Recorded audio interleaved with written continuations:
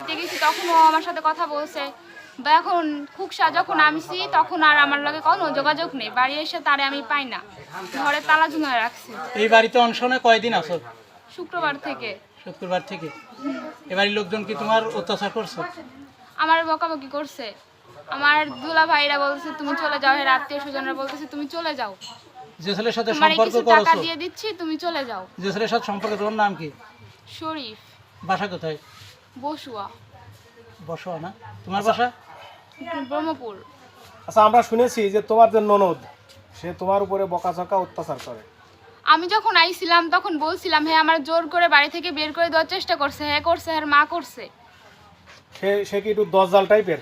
হ্যাঁ একটু বলো, একটু ভালো করে বলো। মানে হ্যাঁ আর কি ঝগড়াঝাটি করে, মারামারি করে। স্বামীর সাথেও মারামারি করে? এটা তো আমি আর বলতে পারবো না। ওনার স্বামী কেমন? ওনার স্বামীকে